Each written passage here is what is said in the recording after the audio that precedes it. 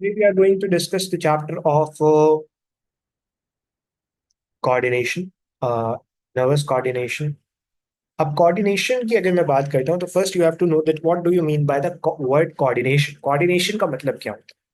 देखो, कोऑर्डिनेशन कहते हैं किसी दो चीजों का आपस में इंटरैक्ट करके कोई एक मखसूस काम करना। For example, if you want to actually drink a glass of water, अगर आपने एक पानी का ग्लास पीना है, आपके सामने पानी का ग्लास रखा हुआ है और आपने वो पानी का ग्लास पीना है, तो जाहिर सी बात है सबसे पहले तो आपके आपको थ्रिस्टी फील होगा। सही है, आपको प्यास फील होगी। जैसे ही आपको प्यास फील होगी, आपका ब्रेन आपको मैसेज देगा कि भाई प्यास लग रही है। अब आपका रिस्पॉन्स क्या होगा? आपका रिस्पॉन्स ये होगा कि पानी का ग्लास सामने रखा है, आप ये चाहोगे कि आपके हाथ उस पानी के ग्लास को उठाएं और मुंह तक लेकर आए। अब अगर आप देखो तो डिफरेंट मसल्स हैं यहाँ पे। ये मसल्स आपस में क्या करेंगे? डिफरेंट इंटरैक्शन करेंगे और उसके बाद एक टास्क परफॉर्म करेंगे। So that is the coordination, साथ मिलके काम करना। ठीक है, अब कोऑर्डिनेशन मेरी बॉडी में नॉर्मली दो तरह का ही हो सकता है। कोऑर्डिनेशन की अगर मैं बात करूं कोऑर्डिनेशन की अगर मैं बात करूं तो कोऑर्डिनेशन दो तरह का ही हो सकता है। एक होता है नर्वस कोऑर्डिनेशन और एक होता है केमिकल कोऑर्डिनेशन। वो कोऑर्डिनेशन जो नर्वस सिग्नल्स के जरिए होती है, यानी कि वो कोऑर्डिनेशन जो इलेक्ट्रिकल सिग्नल्स की फॉर्म में होता है, या वो कोऑर्डिनेशन जो आपका नर्व्स के साथ होता है, नर्व्स के जरिए होता है, that is the nervous coordination. जबकि वो कोऑर्डिनेशन जो डिफरेंट केमिकल्स के जरिए बॉडी के अंदर होगा, that is the chemical coordination. So first you have to know that what is the nervous coordination and what is the chemical coordination. That is the basic thing. ठीक है, ये आपको पता होना चाहिए। अब सवाल ये होता है कि सर नर्वस कोऑर्डिनेशन के स्टेप्स क्या है, नर्वस कोऑर्डिनेशन होता कैसे? अब नर्वस कोऑर्डिनेशन के डिफरेंट स्टेप्स हैं। सबसे पहले तो आपको पता होना चाहिए कि नर्वस कोऑर्डिनेशन के अंदर मेरी बॉडी का कौन सा सिस्टम है जो काम करता है। सो आपको पता होना चाहिए कि भाई नर्वस कोऑर्डिनेशन के लिए मेरी बॉडी में एक बाकायदा सिस्टम मौजूद है, and that is called the nervous system. That is called the nervous system. अच्छा भाई, अब ये नर्वस सिस्टम करता क्या है? जाहिर सी बात है, ये नर्वस सिस्टम आपकी बॉडी के अंदर कोऑर्डिनेशन का काम करता है। अब इस नर्वस सिस्टम के अंदर जाहिर सी बात है नर्वस टिश्यू मिलेगा। क्या मिलेगा? नर्वस टिश्यू मिलेगा। सो this is the nervous tissue. अब ये सारी बातें तो बेसिक बेसिक हैं। अब सवाल ये होता है कि what are the different steps that are involved in the nervous coordination. Nervous coordination के अंदर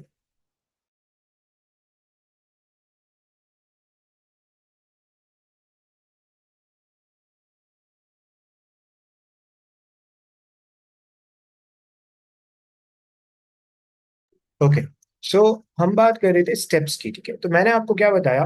मैं आपको ये बात कह रहा था कि what are the different things जो आपके नर्वस कोऑर्डिनेशन को करवा रही होती, what are the different features or steps that are involved in the nervous coordination.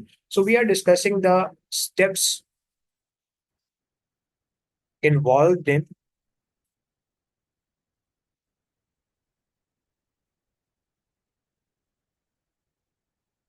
Nervous coordination. तो हम बात कर रहे हैं उन स्टेप्स की जो नर्वस कोऑर्डिनेशन के अंदर इन्वॉल्व होते हैं। ठीक है, ये बहुत सिंपल सी बात है। For example, just a example, आपको प्यास लगी, पानी का ग्लास सामने पड़ा हुआ है। पानी का ग्लास क्या है? सामने पड़ा हुआ है। सबसे पहले जब पानी का ग्लास आपके सामने पड़ा हुआ है, तो मुझे कैसे पता लगा कि पानी का ग्लास सामने पड़ा हुआ है? मेरी आईज ने मुझे बता रहा। अच्छा, फिर आपके ब्रेन तक वो मैसेज गया। ब्रेन ने कहा कि भाई हाथों के मसल्स को कॉन्ट्रैक्ट और रिलैक्स करवाना है अकॉर्डिंग टू द कंडीशन, और क्लास में तक आ जाएगा। Simple, very simple. ठीक है, बट द थिंग इज कि सबसे जो इंपॉर्टेंट चीज है वो क्या? सबसे इंपॉर्टेंट चीज ये है कि आपको पता ये होना चाहिए कि स्टिमुलस क्या होता है। First you have to know about the stimulus. ठीक है, स्टिमुलस क्या होता है?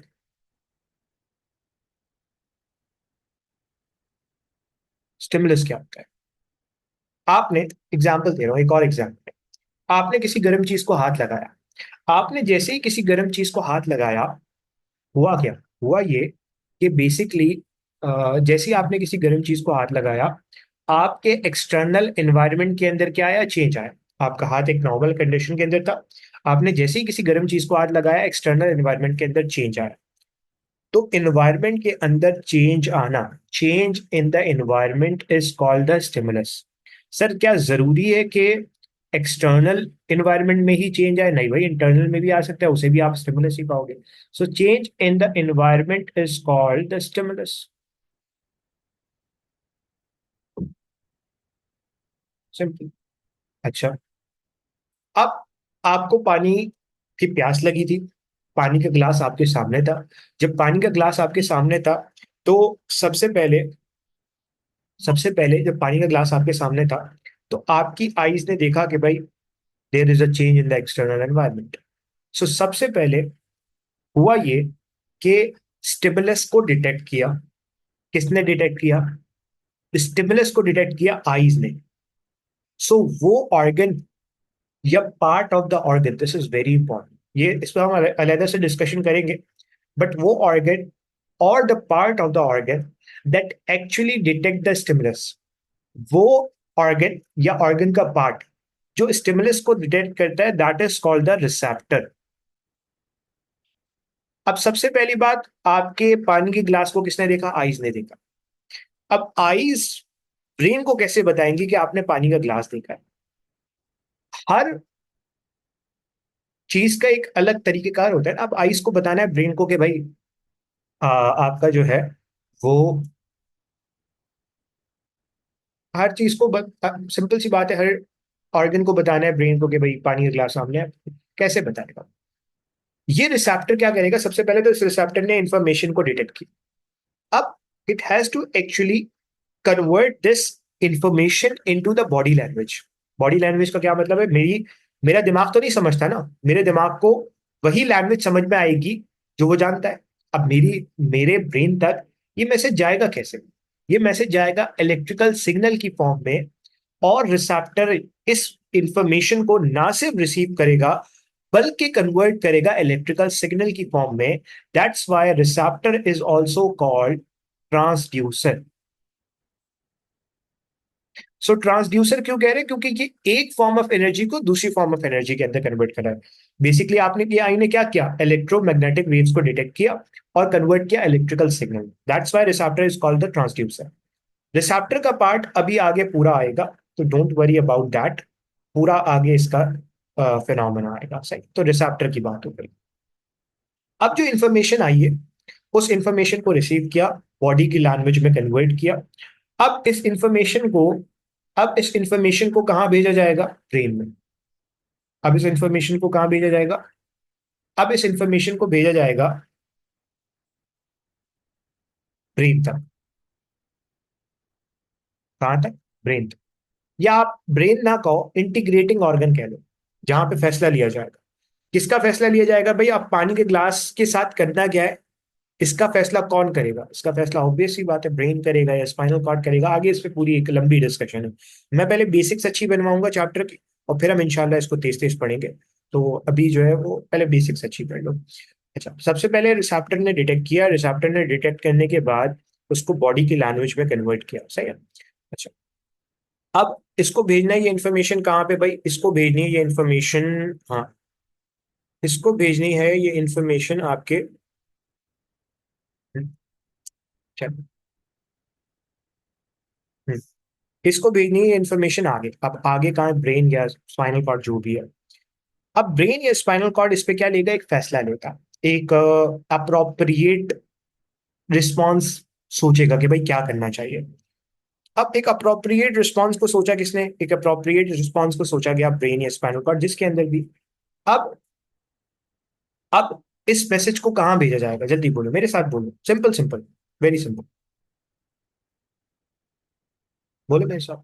अब इस मैसेज को कहाँ भेजा जाएगा? अफेक्टर के पास। अफेक्टर क्या होता है? इफेक्टर क्या होता है? जो इफेक्ट शो करे या जो रिस्पॉन्स शो करे, जो रिस्पॉन्स शो करे, ब्रेन तक कहाँ भेजा जाएगा? इफेक्टर के पास भेजा जाएगा। इफेक्टर तक कैसे भेजोगे? मोटर न्यूरॉन के जरिए, वो आगे डिस्कशन है। अब इफेक्टर क्या हो सकता है? Effector might be muscle, effector might be gland, effector might be muscle, और effector might be gland. This is important. Effector might be muscle और ग्लैंड। सर मसल तो समझ में आता है, आपने मसल की एग्जांपल दे दी, ग्लैंड की एग्जांपल देंगे? बिल्कुल देता हूं। आपके सामने खाना था, आपके सामने खाना था, वो स्मेल आपकी नोज तक आई, आपकी नोज ने उस स्टिमुलस को डिटेक्ट किया, ब्रेन तक मैसेज भेजा, ब्रेन ने मैसेज भेजा स्लिवरी ग्लैंड्स के पास। आप सुनते होंगे कि भाई खाना सामने रखा है तो स्लाइवेशन प्रोड्यूस हो गया, स्लाइवेशन यानी कि स्लाइवा प्रोड्यूस हो गया। कैसे? बिकॉज अल्टीमेटली स्लाइवा का काम क्या है? स्लाइवा का काम यही है ना कि भाई आप जो है वो सिंपल जो है वो खाना खाने वाले। सही है। तो मैंने आपको बताया सबसे पहला कंपोनेंट क्या हो गया? रिसेप्टर। दूसरा कंपोनेंट क्या हो गया? इंटरप्रिटेशन। इंटरप्रिटेशन। तीसरी चीज क्या हो गई? अब ये मैसेज कहां तक गया? इफेक्टर के पास गया। तो जैसे मैंने अभी आपको एग्जांपल दी पानी की ग्लास की, या मैंने आपको दी स्लाइवरी ग्लैंड की, तो ये मैसेज गया इफेक्टर के पास। सर इफेक्टर क्या हो सकता है? इफेक्टर माइट बी मसल, और effector might be gland. Sorry, चलो, ये तो हो गए steps involve in the nervous coordination. चलो अब इसकी एक जल्दी से पिक्चर ले लेते हैं ताकि एग्जाम्पल भी हमारे पास क्लियर हो जाए साथ के साथ। चलो, ओके। वही एग्जाम्पल जो मैं आपको डिस्कस कर रहा था, ये see this example, see this is again a very interesting example. अगर आप यहाँ देखो तो मैसेज स्टिमुलस है, इस स्टिमुलस को डिटेक्ट किया रिसेप्टर ने, कन्वर्ट किया इलेक्ट्रिकल सिग्नल की फॉर्म में, और कहाँ भेज दिया? इंटरप्रीटर के पास, जहाँ पे रिस्पॉन्स जनरेट किया जाएगा, और फिर इस रिस्पॉन्स को भेज दिया गया इफेक्टर के पास। Ultimately response show. This is simple as possible. अब अब जो मेरे लिए सबसे इंपॉर्टेंट चीज है ना, that is very important, that is the nervous tissue. ठीक है। अब सबसे पहले तो हम नर्वस टिश्यू पे डिस्कशन करेंगे। इसके पिक्चर ले लेते हैं।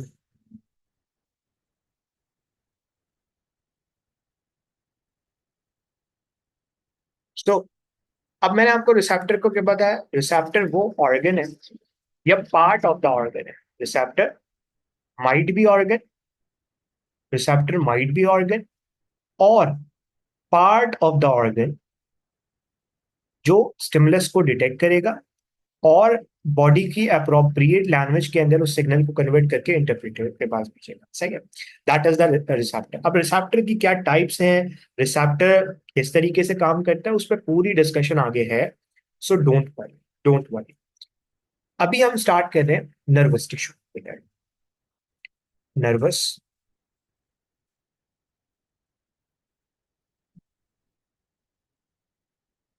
Tissue.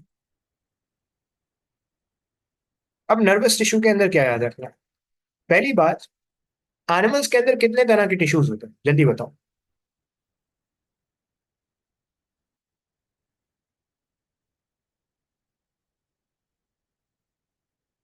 Effector can't be organ बेटा। मसल क्या है? It's organ. ग्लैंड क्या है? ऑर्गन। सिंपल है। नर्वस एनिमल्स के अंदर कितनी तरह के टिश्यूज होते हैं? चार तरह के। कौन कौन से होते हैं भाई? जल्दी बोलो। How many types of animal tissues are there, and what are the what are the types of that? The first one is the epithelial tissue. The second one is the connective tissue. The third one is the muscular tissue. And the fourth one is the nervous tissue. So the fourth one is the nervous tissue. ठीक है। अब nervous tissue जाहिर सी बात है मिलके nervous system बनाएगा। अब nervous tissue एक टिश्यू है, तो टिश्यू के अंदर क्या होता है भैया? टिश्यू के अंदर सेल्स होता है। नर्वस टिश्यू के अंदर जो सेल्स मिलते हैं वो बड़े इंपॉर्टेंट है। यहाँ पे दो तरह के सेल्स मिलते हैं। कुछ होते हैं जिन्हें आप एक्साइटेबल सेल्स कहते हो। अब ये एक्साइटेबल सेल्स क्या है? जो बाकायदा तौर पे नर्वस सिस्टम का काम करते हैं। एक्साइट होते हैं। एक्साइट होने का क्या मतलब है? नर्व इंपल्स जनरेट करते हैं। आगे पूरी डिस्कशन, अभी बस आहिस्ता आहिस्ता चल रहा है। Excitable cells. अब ये एक्साइटेबल सेल्स कौन से होते हैं? They are the neurons, and they are the primary cells of the nervous nervous tissue. यानी कि how can you define the neuron? Neurons are the basic structural and functional unit of the nervous tissue. ठीक है, simple. अब जो दूसरे sales है ना, उनका काम सिर्फ इस न्यूरॉन की मदद करना है, इस न्यूरॉन की प्रोटेक्शन करना है, ग्रोथ करवाना है, वो काम सही है। तो they are the non excitable cells. Sir इसके अंदर क्या आ जाता है? इसके अंदर हमारे पास जो आ जाते हैं, they are the neuroglia.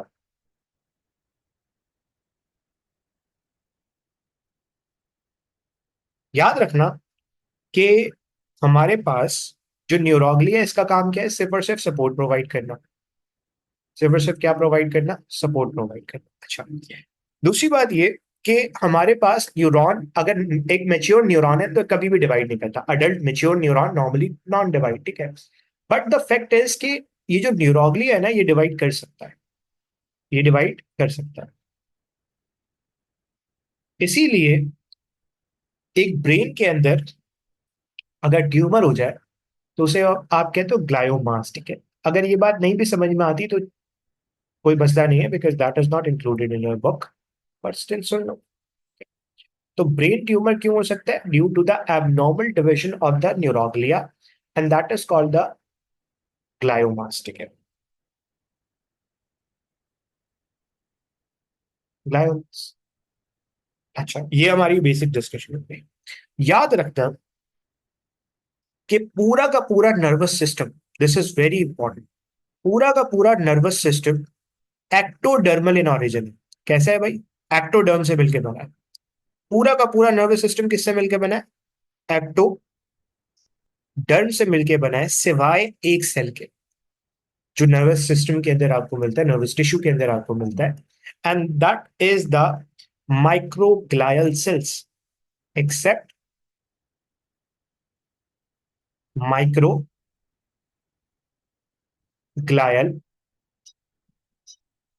Cell. Sir ये माइक्रोग्लायल सेल क्या होता है? इस पे डिस्कशन आगे है। सही है।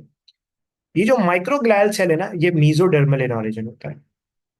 It is mesodermal in origin. आप ऐसे याद कर सकते हो। Okay, so that's all about the basic thing about the neuron, about the neuroglia, about the nervous system. Got it? चलो आगे बढ़ते हैं। Just give me a minute, हम न्यूरॉन को स्टार्ट करते हैं, सही है। चलो न्यूरॉन पे डिस्कशन करें।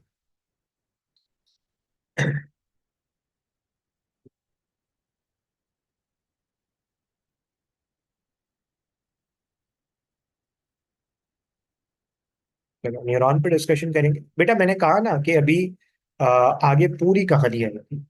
मीजोडर्म क्या होती है, एक्टोडर्म क्या होती है, एंडोडर्म क्या होती है, ये ट्रिप्लोब्लास्टिक, आप जब डाइवर्सिटी अमंग एनिमल्स पढ़ते हो ना, तो उसके अंदर ये पढ़ते हो, सही है।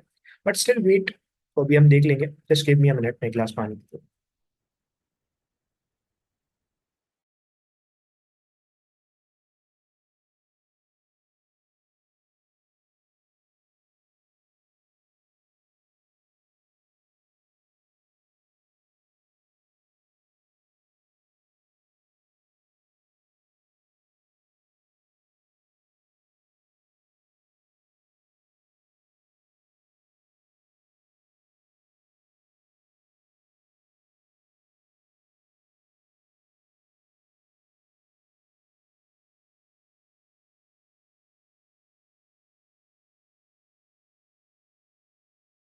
चलो, okay.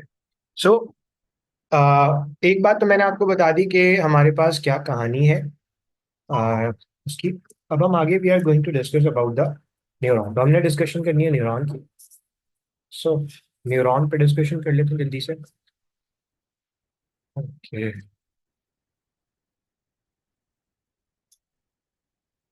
Just give me a minute I guess.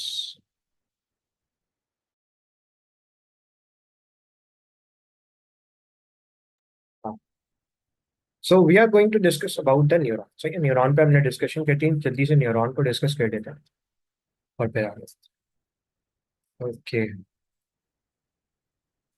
मैं पिक्चर ले लेता हूँ न्यूरॉन की, ताकि हमारे लिए समझना आसान हो जाए।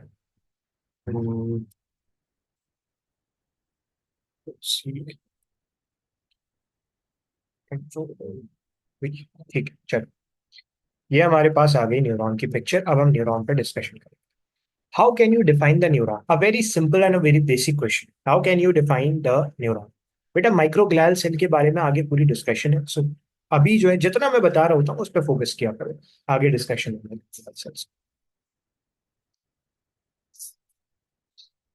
हाँ, how can you define the neuron?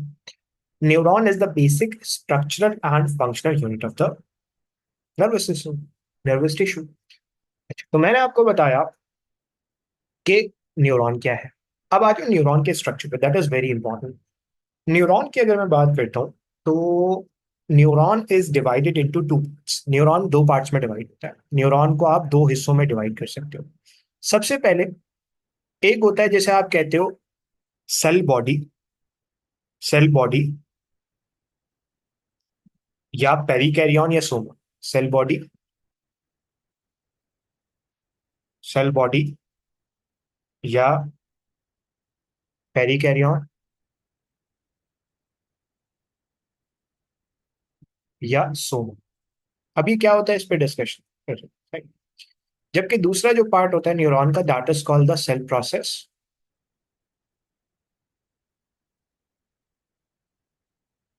या आप इसे न्यूराइड्स कहते हो। सही है। अब सर ये क्या होता है, देखो। सबसे पहले अगर आप यहां देखो तो ये आपको नजर आ रहा है, this is called the cell body of the neuron. और इसके ऊपर ये जो ब्रांचेस निकल रही है ना, ये जो आपको ब्रांचेस निकलती हुई नजर आ रही है, they are called the cell process. So neuron is divided in two parts, this one is called the cell body, while these branches are called the neurites or the cell process। अब दो तरह के cell process हैं। एक cell process आपको यहां नजर आ रहा है जो सेल बॉडी की तरफ इंफॉर्मेशन लेकर आएगा, जाहिर सी बात है सेल बॉडी की तरफ इंफॉर्मेशन लेकर आएगा। और एक सेल प्रोसेस वो है जो सेल बॉडी से इंफॉर्मेशन लेकर जाए। तो दो तरह की न्यूराइट्स हो गए। चलिए, अभी उस पर हम डिस्कशन भी करें। तो मैंने आपको बताया कि सेल प्रोसेस कितनी तरह के हो गए, दो तरह के। एक वो जो इंफॉर्मेशन लेकर आएंगे जिन्हें आप एफेरेंट कहोगे। एफेरेंट का मतलब है लेकर आने वाला। A for first letter, A is the first letter, तो इसलिए जो चीज लेकर आएगी दैट इज द एफेरेंट, ठीक है। और एक वो होगा जो इंफॉर्मेशन लेकर जाएगा, that is the efferent. Efferent, so afferent cell process और इफेरेंट सेल प्रोसेस। अब ये होता क्या है उस पर आगे हम अभी अब बात करें। अभी बस बेसिक बेसिक से चीजों को समझो। मैंने आपको बताया कि क्या कहानी है, सही है। अब first we are going to discuss about the cell body और द सोमा, सही है। अब देखो, ये जो आपको नजर आ रहा है ना, this is the cell body, this is the cell body और सोमा। और ये क्या नजर आ रहा है आपको, न्यूक्लियस। तो इसका मतलब है कि यहाँ पे न्यूक्लियस मौजूद, इट इज न्यूक्लिएटेड। अच्छा, दूसरी बात ये कि ये जो आपको नजर आ रहा है, this is the cytoplasm. Sir, कोई साइटोप्लाज्म की इंपॉर्टेंस है? बिल्कुल है। हमारे पास जो न्यूरॉन्स होते हैं उनके अंदर भी क्या मौजूद होते हैं, ऑर्गेनील्स मौजूद होते हैं। कौन कौन से ऑर्गेनील्स होते हैं? एनीवन जल्दी जल्दी बताओ। What are the different organelles that would be found in the a simple neuron? जल्दी बोलो। जाहिर सी बात है, एंडोप्लाज्मिक रेटिकुलम, गोल्जी, न्यूक्लियस, बहुत सारी चीजें होंगी। बट सबसे इंपॉर्टेंट क्या है? सबसे इंपॉर्टेंट है यहाँ पे रफ एंडोप्लाज्मिक रेटिकुलम। क्यों इंपॉर्टेंट है उस पर अभी डिस्कशन करते हैं। याद रखना कि ये जो आपको न्यूरॉन की मेम्ब्रेन मिलती है ना, this membrane of the neuron is called the neurolemma. Lemma कहते हैं मेम्ब्रेन को। सो न्यूरॉन की जो मेम्ब्रेन है उसे आप क्या कहोगे? न्यूरोलीमा कहोगे। और इस न्यूरोलीमा के अंदर साइटोप्लाज्म मौजूद है। अच्छा भाई, अब इस साइटोप्लाज्म के अंदर जो सबसे इंपॉर्टेंट बात है, जो सबसे कैरेक्टरिस्टिक फीचर आपको मिलता है, वो मिलते हैं नीजल्स ग्रेन्यूल्स। नीजल्स ग्रेन्यूल्स क्या होता है, मैं यहाँ पे लिखता भी रहता हूँ साथ साथ। तो मैंने आपको बताया सोमा के अंदर एक जो सबसे डिस्टिंग्विशिंग फीचर मिलेगा, that is the Nissl's granules. Nissl's granules जो आपको साइटोप्लाज्म में मिलता है, किसके? न्यूरॉन के। अब सर ये नीजल्स ग्रेन्यूल्स है क्या? एनीवन जिसने मेरा सेल लेक्चर लिया उसको पता होगा। हाँ, व्हाट इज नीजल्स ग्रेन्यूल्स? यस, जब ये समझो रफ एंडोप्लाज्मिक रेटिकुलम, इस रफ एंडोप्लाज्मिक रेटिकुलम पे हद से ज्यादा अगर क्या लग जाए, हद से ज्यादा अगर राइबोसोम लग जाए, तो आप क्या कहोगे, ये रफ एंडोप्लाज्मिक रेटिकुलम क्या हो गया, मॉडिफाई हो गया। So now you can say this rough endoplasmic reticulum is modified. Sir modified का क्या मतलब है, यहाँ पे बहुत सारे राइबोसोम लग गए हैं। इस मॉडिफाइड रफ एंडोप्लाज्मिक रेटिकुलम का काम क्या होगा, जाहिर सी बात है प्रोटीन सिंथेसिस होगा। सर प्रोटीन सिंथेसिस का काम न्यूरॉन के अंदर क्या है, न्यूरोट्रांसमीटर्स बनाना, अभी न्यूरोट्रांसमीटर्स पे भी आएंगे। बट ये जो केमिकल्स बनेंगे ये आगे नर्वस सिस्टम में बहुत इंपॉर्टेंट रोल प्ले करेंगे। इसका मतलब ये है कि Nissl's granules are modified, modified area, modified rough endoplasmic reticulum, सही है। ये सबसे इंपॉर्टेंट चीज है, कुछ याद रखो ना याद रखो, ये जरूर याद रखना, सही है।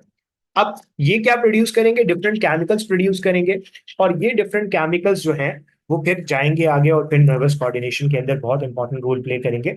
तो मैंने आपको बता दिया। अच्छा, उसके अलावा एक और बात जो याद रखने वाली है, वो क्या कि यहाँ पे डिफरेंट ऑर्गेन्स मिलेंगे, वो सब हम डिस्कस कर चुके हैं। अच्छा, उसके अलावा एक और चीज है। अब मैंने आपको बताया कि सेल प्रोसेस क्या है, दो तरह के, एक वो है जिसे आप एफेरेंट सेल प्रोसेस कह रहे हो, और एक वो है जिसे आप इफेरेंट सेल प्रोसेस कह रहे हो। एफेरेंट सेल प्रोसेस क्या है, भाई जाहिर सी बात है इंफॉर्मेशन यहां से आएगी, यहां से आएगी, यहां से आएगी, ठीक है, यहां से आएगी इंफॉर्मेशन आएगी। तो वो प्रोसेस, वो सेल प्रोसेस जो इंफॉर्मेशन न्यूरॉन की तरफ लेकर आ रहे हैं, they are called the afferent cell process.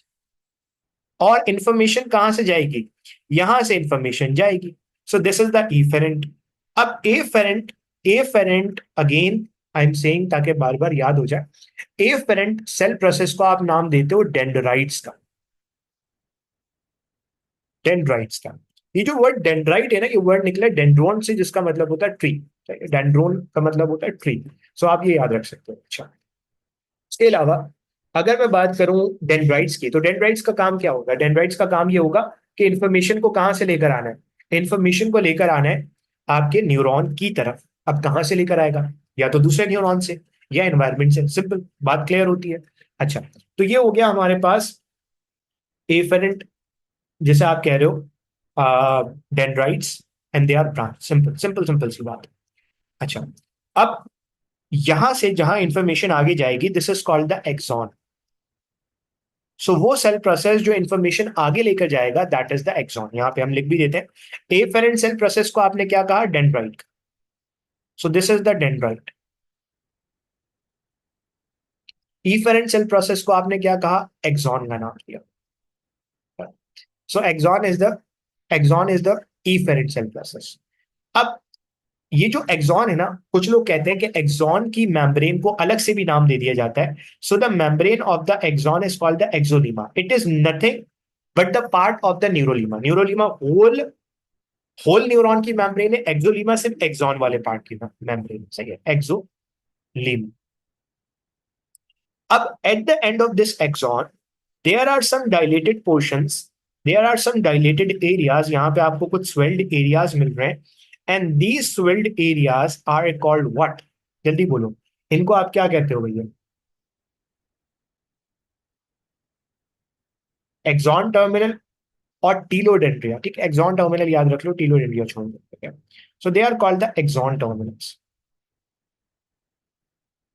Axon terminal, सही है सर, आपकी बात समझ में आ जाती है। अच्छा, अब होता क्या क्या है कि कुछ न्यूरॉन्स के ऊपर, नॉट एवरी न्यूरॉन, कुछ न्यूरॉन्स के ऊपर एक लिपिड की कवरिंग मौजूद होती है, जो आपको येलोइश कलर से नजर आ रहा है ना, this covering is called the myelin sheath. Sir इस माइलिन शीथ का काम क्या होता है, ये माइलिन शीथ आपके न्यूरॉन को प्रोटेक्शन प्रोवाइड करती है, और ये स्पीड ऑफ नर्व इम्पल्स बढ़ाती है। इतना याद करो, अभी इतना याद करो, इस पे डिस्कशन। वो न्यूरॉन जिनके पास माइलिन शीथ होती है, they are called the myelinated neuron, they are called the myelinated neuron. अब अगर मैं आपसे पूछूं डेंड्राइट तो चलो ब्रांच था, तो व्हाट अबाउट एक्सॉन, एक्सॉन भी ब्रांच है, बिल्कुल ब्रांच है, आगे ब्रांचेस नजर आ रही है। So they are also the branch, they are also branch. अच्छा, अब एक सवाल, एक सिंपल सा सवाल, what is the difference between the dendrite and the axon? जल्दी से मेरे साथ। सबसे पहला एफेरेंट इफेरेंट का। दूसरा, डेंड्राइट बहुत सारे, डेंड्रा एक्सॉन से भी क्या। तीसरी बात ये कि तीसरी बात ये कि हमारे पास जो सिंपल, अगर मैं बात करूं तो मैंने आपको बताया डेंड्राइट एक, और एक और चीज है, सेकंड, एक और चीज। अच्छा, एक और चीज देखो, एक और चीज जो रह गई, ये है सेल बॉडी। ये वाला जो न्यूरॉन का पार्ट होता है ना, ये वाला जो सेल बॉडी का पार्ट होता है, यहाँ पे कोई नीजन्स ग्रेन्यूल नहीं होता, and this part is called the axon hillocks. Axon hillocks. So cell body का वो पार्ट जहां पे कोई नीजल ग्रेन्यूल नहीं है, और जितनी भी इंफॉर्मेशन है वो आगे यहां पे आके कलेक्ट होगी, फिर आगे जाएगी। This is called the axon hillocks. Axon hillocks. अच्छा, ये हमने बात कर ली सिंपल उसकी। चलो, is it clear?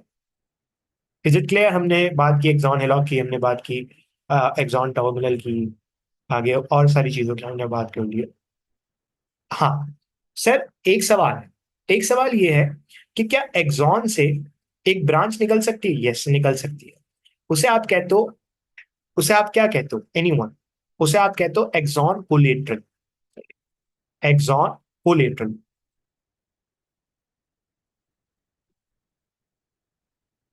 Axon collateral ना याद रखो, कोई मसला नहीं है, लिखा हुआ नहीं है, बट मैं बता रहा हूँ क्योंकि आपको याद होना चाहिए। मैंने आपको बताया जितनी भी इंफॉर्मेशन आ रही है, वो तमाम की तमाम इंफॉर्मेशन आके गैदर होगी एक्सॉन हिलॉक्स पे, और एक्सॉन हिलॉक्स से आगे जाएगी। This is simple. This is the simple thing. सही है, चलो। अच्छा, यहाँ पे ये आपको नजर आ रहा है एक्सॉन, एक्सॉन टर्मिनल, तो यहाँ से इंफॉर्मेशन आगे जाएगी।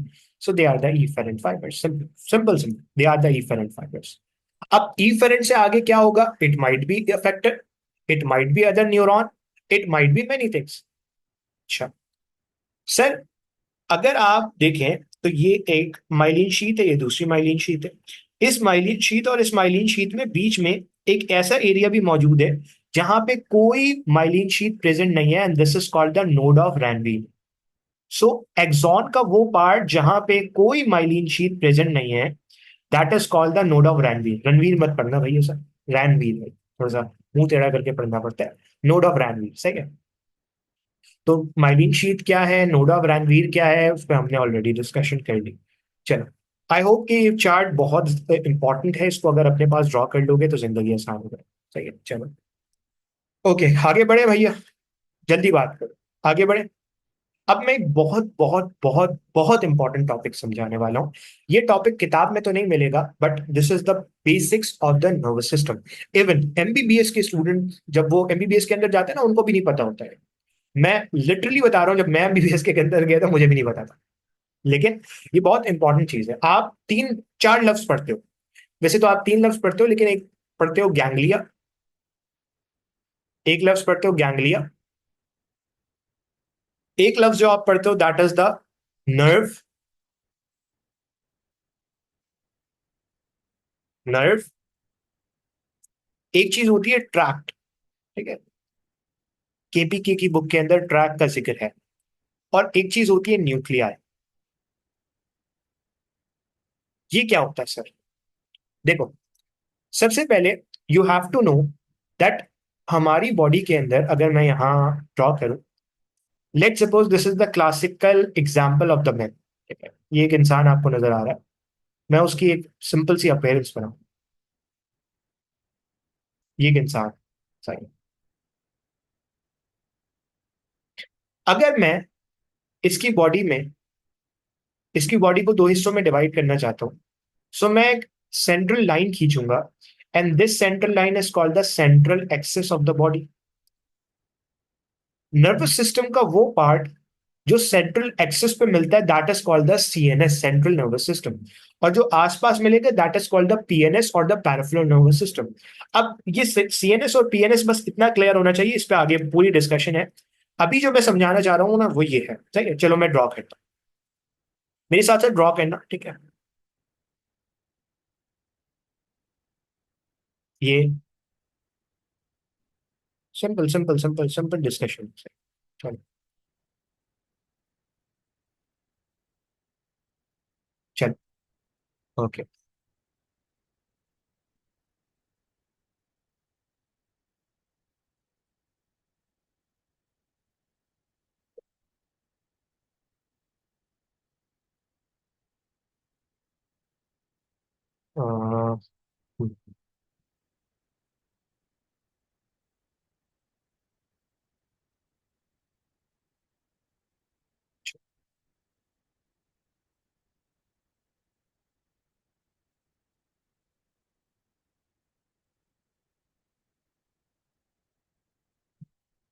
ये बहुत अजीब सा बन रहा है। ओके। बस मैं एक आपको जो है ना वो एक स्कीमेटिक डायग्राम बना के बताना चाहता हूँ। सही। तो ये आपको नजर आ रहे हैं, ये आपको नजर आ रही है सेल बॉडी और डेंड्राइट्स, ये आपको नजर आ रहा है एक्सॉन। ठीक है। अब मैं बहुत इंपॉर्टेंट टॉपिक बता रहा हूँ। फॉर एग्जाम्पल, अगर बहुत सारी, again I am saying this is very very very important topic.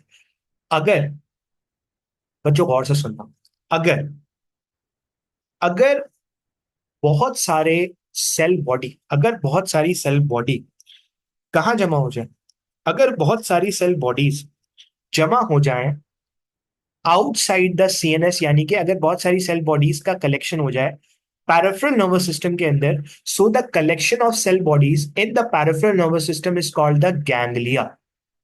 So sir ganglia क्या है? पैराफेरल नर्वस सिस्टम के अंदर जब बहुत सारी सेल बॉडीज जमा हो जाए, not along with the axon, सिर्फ सेल बॉडीज जमा हो, तो उसे आप क्या कहोगे? गैंग्लिया।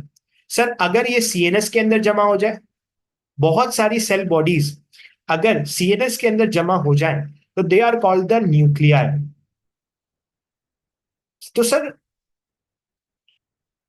एक चीज होती है ग्रे मैटर और व्हाइट मैटर। ग्रे मैटर और व्हाइट मैटर क्या चीज है? याद रखना कि सेल बॉडीज के ऊपर कोई भी माइलिन शीट नहीं होती, नॉर्मली सेल बॉडीज के ऊपर कोई भी माइलिन शीट नहीं होती। तो अगर एक माइलिनेटेड न्यूरॉन है और उसके बहुत सारे सेल बॉडीज कहाँ जमा हो गई है? पेरिफेरल नर्वस सिस्टम के अंदर जमा हो गई है, गैंग्लिया कहोगे। सीएनएस के अंदर जमा हो गई, न्यूक्लियस कहोगे, न्यूक्लियाई कहोगे, नॉट न्यूक्लियस। सही। Nuclei is the plural form, nucleus नहीं कहा, सिंगुलर। सही। Not that much that nucleus, ये एक अलग न्यूक्लियस है। सही है। अब नॉर्मली आपको पता है कि सेल बॉडी के ऊपर क्या कोई, नॉर्मली सेल बॉडी के ऊपर क्या कोई माइलिन शीट प्रेजेंट होती है? आप कहोगे नहीं। तो वो न्यूरॉन जिनके जिनके ऊपर माइलिनेशन मौजूद है, अगर बहुत सारी सेल बॉडीज, अगर बहुत सारी सेल बॉडीज कहाँ जमा हो जाए? पैराफेरल नर्वस सिस्टम के अंदर जमा हो जाए, गैंग्लिया कहोगे। सीएनएस के अंदर जमा हो जाए, न्यूक्लियस कहोगे। अच्छा, अगर मैं इनकी बात करूं तो इनके ऊपर कोई माइलिन शीट प्रेजेंट नहीं है। सो यही ग्रे मैटर भी बनाती है। तो अगर कहीं लफ्ज ग्रे मैटर आ जाए ना, तो ग्रे मैटर का मतलब क्या होता है? वहां पे बहुत सारी सेल बॉडीज जमा है। किसकी? माइलिनेटेड न्यूरॉन की। हो सकता है वहां पे अनमाइलिनेटेड न्यूरॉन का पूरा न्यूरॉन भी प्रेजेंट हो, क्यों? क्योंकि अनमाइलिनेटेड पे तो कोई माइलिन शीट है नहीं। सर ये ग्रे मैटर क्यों? क्योंकि देखो, एक चीज होती है व्हाइट मैटर और एक चीज होती है grey matter. Grey matter is something different, white matter is something different. White matter क्या होता है? देखो, अगर अगर अब मैं यहाँ पे एक और लाइन ड्रॉ करता हूँ। सही है, सी दिस, मेरे साथ साथ सुनना, इसको बहुत मैं आराम से डिस्कस करता हूँ। अच्छा, अब ये क्या है? Cell process. अगर बहुत सारे सेल प्रोसेस जमा हो जाए पेरिफेरल नर्वस सिस्टम के अंदर, so the collection of cell process या एक्सॉन, ज्यादा अच्छा लफ्ज है एक्सॉन, नॉट सेल प्रोसेस, क्योंकि डेंड्राइट तो ऊपर जा चुके हैं। The collection of axon in the peripheral nervous system is called the nerve. तो नर्व के अंदर क्या होते हैं? बहुत सारे एक्सॉन होते हैं, इसीलिए नर्व के अंदर से आगे सिग्नल जा रहा है। या the collection of axon in the CNS is called the tract. Sir इस एक्सॉन पे तो माइलिन शीट भी प्रेजेंट हो सकती है। तो नॉर्मली माइलिन शीट लिपिड से मिलकर बनी है, और लिपिड की अपीयरेंस माइक्रोस्कोपिक कैसी होती है? व्हाइट होती है। इसीलिए आपका जो क्या होता है, आपका जो ये वाला एरिया होता है जहाँ पे बहुत सारे एक्सॉन जमा होते हैं, वो क्या मिलके बनाते हैं? व्हाइट मैटर बनाते हैं, व्हाइट मैटर। जिसको ये बात समझ में आ गई ठीक है, नहीं समझ में I let it, let it go, बस याद कर लो। सही है। ओके। क्लियर है? जिंदगी का एक बहुत मुश्किल काम आसान हो गया, क्योंकि अब तक डेंड्राइट और अब तक गैंग्लिया और नर्व पढ़ते आ रहे थे, but you even don't know what is the ganglia and what is the nerve. ठीक है, आसान हो गया। चलो आगे बढ़ते हैं। जिंदगी आसान, चलो आगे बढ़ते हैं। अब बात करते हैं types of neuron. Types of neuron की बात करते हैं जल्दी से।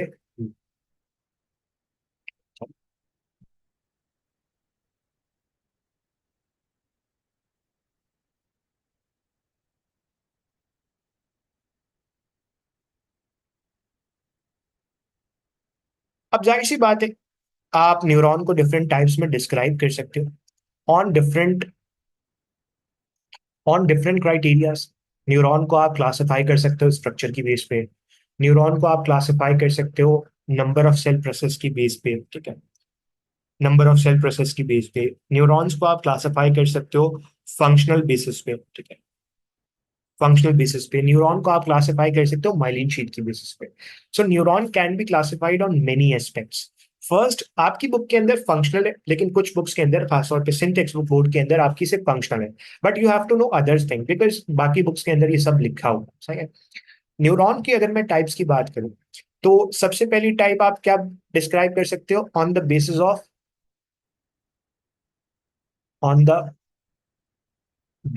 ऑफ, सबसे पहला सेल प्रोसेस, या न्यूराइट्स लिख लो, ज्यादा अच्छा लफ्ज है, ज्यादा fancy word, neurites. On the basis of neurites, neurites is the second word for the cell process. ठीक है, नंबर ऑफ सेल प्रोसेस। ठीक है, number of neurites, not neurites, number of neurites. ठीक है, कितने सेल प्रोसेस में। दूसरी आप क्लासिफिकेशन कर सकते हो according to the according to the function. ठीक है, functional classification according to the function. तीसरी क्लासिफिकेशन आप कर सकते हो on the basis of myelin sheet. Myelin sheet, myelin sheet. तो तीन क्लासिफिकेशन हम पढ़ेंगे, और आज हमारा यही टॉपिक होगा, number of neurites, function and the myelin sheet. ठीक है, सबसे पहले we are discussing the topic of number of neurites. ठीक है, सबसे पहली जो हम क्लासिफिकेशन कर रहे हैं वो ऑन द बेसिस ऑफ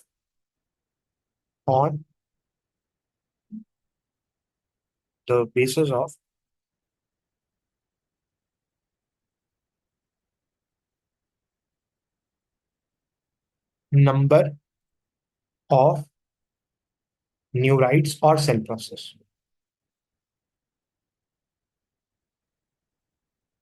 सबसे पहली क्लासिफिकेशन हम इसकी बेस पे करें। चलो, अब मैं पिक्चर ले लेता हूँ ताकि क्लियर हो जाए हमें।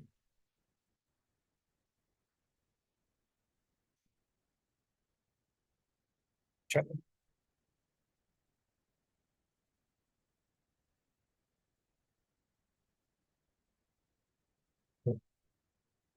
तो on the basis of neurites, on the basis of number of neurites, कि कितने सेल प्रोसेस मौजूद, उसकी बेसिस पे neuron can be of four types. Sir कौन सी चार टाइप्स है? The first one is called the unipolar, then bipolar, then pseudo unipolar and then multipolar. क्या मतलब? अगर आप देखो, ये आपको नजर आ रहा है सेल बॉडी। इस सेल बॉडी से अगर एक सेल प्रोसेस निकल रहा है, तो ऐसे न्यूरॉन को क्या कहोगे? ऐसे न्यूरॉन को क्या कहोगे? यूनिपोलर। क्या कहोगे भाई? यूनिपोलर कहोगे। इसका मतलब ये कि इससे एक सेल प्रोसेस निकल रहा है, that is the simple exam. So this is the unipolar neuron. अगर इससे दो सेल प्रोसेस निकल रहा है, ये देखो सेल बॉडी बीच में आ रही है, एक सेल प्रोसेस ऊपर निकल रहा है, एक सेल प्रोसेस नीचे निकल रहा है। ठीक है, अभी एक्सॉन और डेंड्राइट की बहस है ही नहीं। अभी एक्सॉन डेंड्राइट की बहस है ही नहीं। अभी जो हमने याद रखना है वो ये, that that is the bipolar. तो एक अगर ऊपर, अगर दो सेल प्रोसेस नजर आ रहे हैं, दैट इज द हाँ, neurite and cell process is simple, that is the bipolar. Then pseudo unipolar क्या है? अगर आप देखो, तो बेसिकली निकल तो एक प्रोसेस ही रहा है, बट वो आगे जाके बायफर्केट हो रहा है। ये क्या है तो यूनिपोलर, लेकिन कंप्लीटली यूनिपोलर नहीं है, फॉल्स यूनिपोलर, सूडो यूनिपोलर है। सूडो यूनिपोलर में देखो, ये आपको सेल प्रोटीन नजर आ रही है, इससे एक ही क्या निकल रहा है, एक ही सेल प्रोसेस निकल रहा है, बट वो फिर आगे जाके फर्दर डिवाइड हो रहा है, दैट इज सूडो यूनिपोलर। क्योंकि अगर यहां से भी निकलता तो बायपोलर हो जाता, ऐसा कुछ भी नहीं हो रहा। और एक नजर आ रहा है आपको मल्टीपोलर, ये आपको नजर आ रही है सेल बॉडी, इससे बहुत सारे सेल प्रोसेस नजर आ रहे हैं, और नीचे एक सेल प्रोसेस नजर आ रहा है, दैट इज द मल्टीपोलर। तो चार ग्रुप्स मैंने आपको बता दिए, unipolar, bipolar, pseudo unipolar and multipolar. Examples में क्या याद रखना है, सबसे पहले यूनिपोलर आपको कहाँ मिलेगा, अगर ये आपकी बुक के अंदर है तो याद करना, नहीं है तो नहीं याद करना, सही है। यूनिपोलर आपको नॉर्मली मिलता है किसके अंदर, यूनिपोलर आपको नॉर्मली मिलता है एम्ब्रियॉन्स के, एम्ब्रियो के अंदर, एम्ब्रियो एम्ब्रियो के अंदर, सही है। ओके, अच्छा। फिर हमारे पास जो बाइपोलर है, बाइपोलर है, ये आपको कहाँ मिलेगा, रेटिना में, रेटिना में। फिर हमारे पास आता है pseudo unipolar, pseudo uni pseudo unipolar. Pseudo unipolar आपको मिलता है डॉर्सल गैंग्लिया में। डॉर्सल गैंग्लिया क्या होता है आगे जिक्र आएगा, इसके लिए टेंशन लेने की जरूरत नहीं, ठीक है, पूरा हम जब रिफ्लेक्स सेक्शन पढ़ेंगे तो वहां पे डॉर्सल गैंग्लिया का जिक्र करेंगे, अभी बस याद कर लो ऐसे। फिर आता है मोटर न्यूरॉन, सॉरी मोटर भूल गया, multipolar, not motor, multipolar. Multipolar आपको मिलता है सेरेब्रम में, ठीक है, सेरिब्रम, सेरिबैलम, ठीक है। अब ये सेरिब्रम सेरिबैलम क्या होता है, सेरिब्रम, ये आपको ब्रेन में मिलता है, ठीक है, सेरिब्रम क्या, ओके, ये याद रख लो। अच्छा, अब देखो मेरी बात जरा गौर से सुनना, मेरी बात जरा गौर से सुनना, सिंपल सी बात है, ये कहाँ मिल रहे हैं, ये बात आपको समझ में आ गई कि कहानी क्या है, सही है। अच्छा, अब अगर मैं आपसे पूछूं, व्हाट इज द डायरेक्शन और flow of nerve impulse in the neuron, what is the direction of flow of nerve impulse in the neuron, very simple thing, जल्दी बोलो, I want your answers. From dendrite to axon, शाबाश, from dendrite to axon, ये याद रख सकते हो, चलो। Okay, सबसे पहली क्लासिफिकेशन तो हमने पढ़ ली, सही है। अब आ जाओ एक दूसरी क्लासिफिकेशन पे, and that is on the basis of, on the basis of function, functional classification of करेंगे, on the basis of function.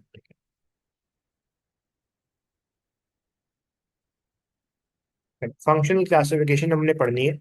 अब फंक्शनल क्लासिफिकेशन के अंदर first we need a picture, तो पिक्चर ले लेते हैं, फिर आगे बढ़ते हैं। फंक्शनल क्लासिफिकेशन,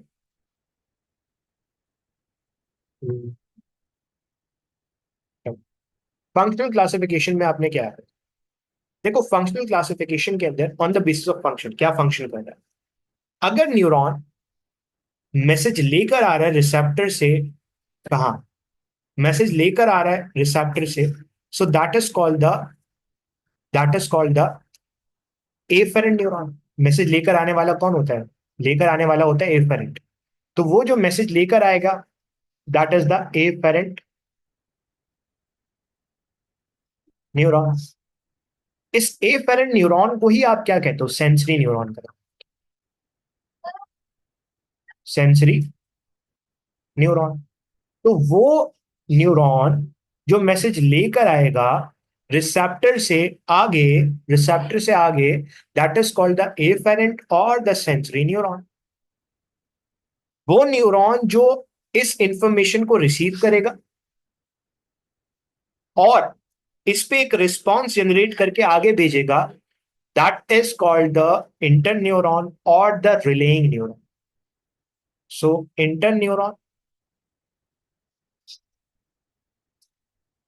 और द रिलेइंग न्यूरॉन। अब ये मैसेज जो कि आया था, इस पे एक एक्शन लिया गया। अब इस पे जो एक्शन लिया गया है उसको कहाँ भेजना है? आगे इफेक्टर के पास। तो ये मैसेज जो कि इंटर न्यूरॉन ने लिया, इस मैसेज को आगे लेके जाया जाएगा मोटर न्यूरॉन के जरिए। एंड द मोटर न्यूरॉन क्योंकि मैसेज आगे लेकर जाएगा इफेक्टर के पास, that is why it is also called the efferent neuron. So efferent या मोटर न्यूरॉन। तो ये तो फंक्शन है। अगर मैसेज लेकर आ रहा है, दैट इज द अगर मैसेज लेकर आ रहा है that is the sensory neuron और इफेरेंट न्यूरॉन। अगर उस इंफॉर्मेशन को रिसीव करने के बाद उस पर कोई इंटरप्रिटेशन की जा रही है, that is the inter neuron और द रिलेइंग न्यूरॉन। और वो जो मैसेज लेकर आगे जाएगा from the inter neuron to the effector, that is the motor neuron, सही है, और द इफेरेंट न्यूरॉन। ये सिंपल सी बात है। अब हम तीसरी क्लासिफिकेशन जो पढ़ेंगे, that is on the basis of myelin sheet. आपकी बुक के अंदर, सिम टेक्स्ट बुक बोर्ड के अंदर, ये फंक्शनल क्लासिफिकेशन है on the basis of myelin sheath।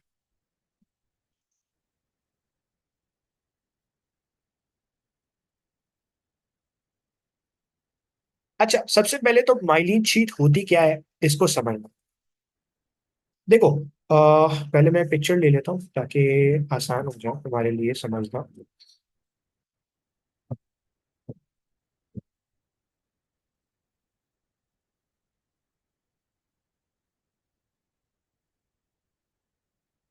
ये एक पिक्चर यहाँ आ जाएगी एंड सेकंड पिक्चर वो भी है, चलिए।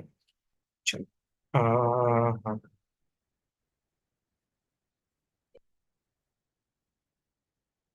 चलो,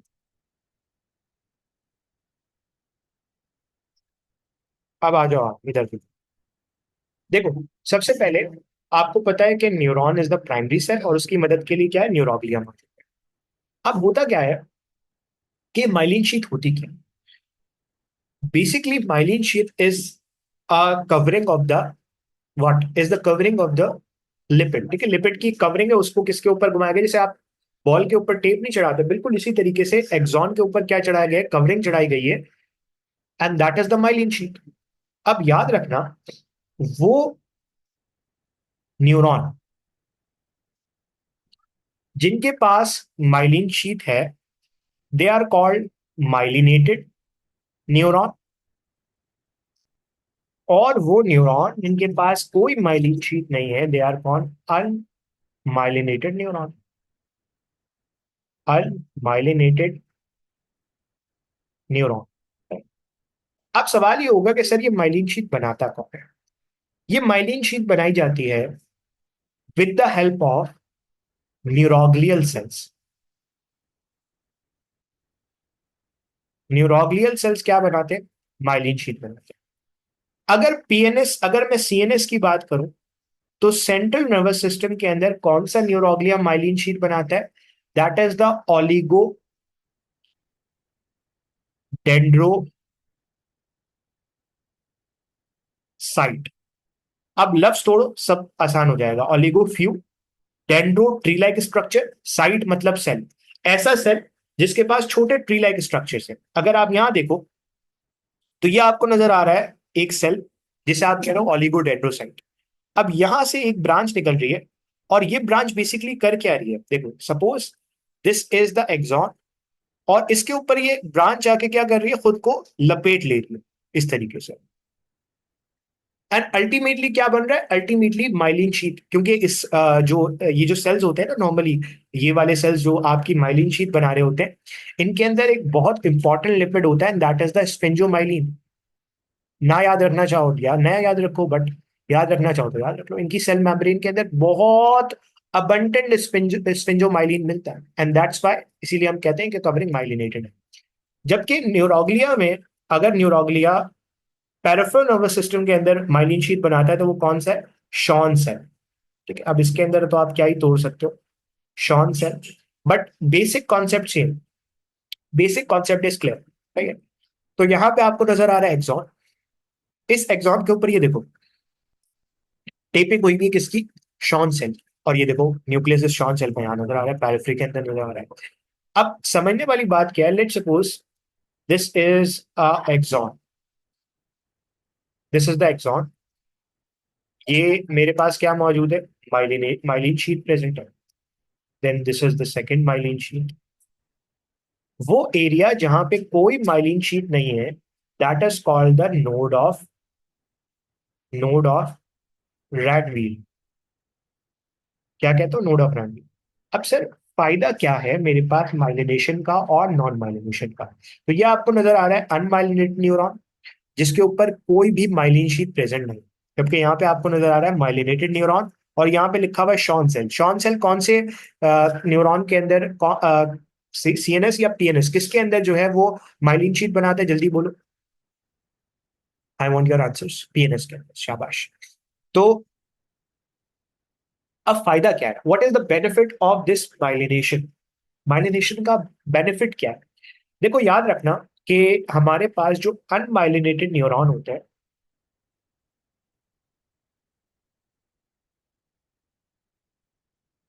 उनके अंदर नर्व इम्पल्स को ट्रैवल करना होता है पूरे अलोंग द लेंथ।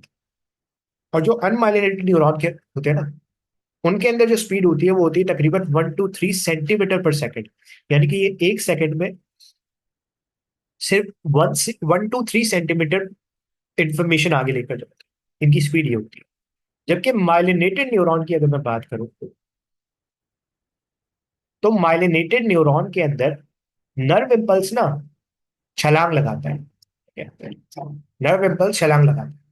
कैसे, नर्व इम्पल्स छलांग लगाएगा यहां से यहां, फिर यहां से आगे, यहां से यहां। तो यहाँ पे आपको क्या मिलती है, जंपिंग मूवमेंट मिलती है एक जगह से दूसरी जगह, node of Ranvier to node of Ranvier, छलांग लगा के नर्व इम्पल्स जाता है।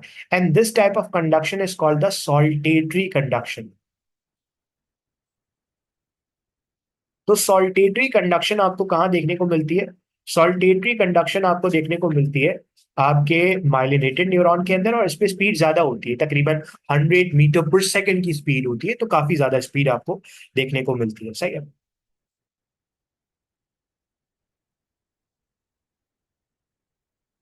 100 मीटर पर सेकंड की स्पीड होती है, सही है। चलो, ये तो हो गया माइलिनेटेड और अनमाइलिनेटेड न्यूरॉन। अब इसके अंदर कुछ चीजें, इफ यू हैव एनीथिंग तो मुझसे पूछ लो जल्दी से। If you have, you want to ask any question, so you can ask freely, सही। जल्दी जल्दी।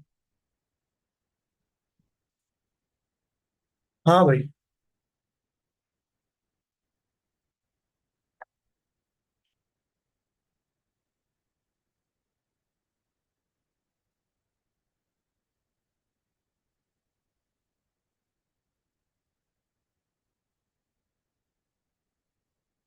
माइलिनेटेड न्यूरॉन के अंदर स्पीड ऑफ नर्व इम्पल्स ज्यादा होती है, ज्यादा स्पीड।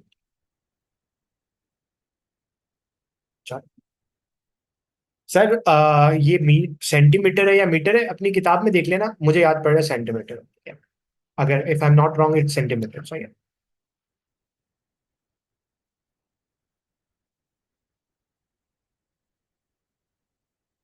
बस ये बेसिक बेसिक से डिफरेंस है जो हमने डिस्कस करने थे। अब चलो।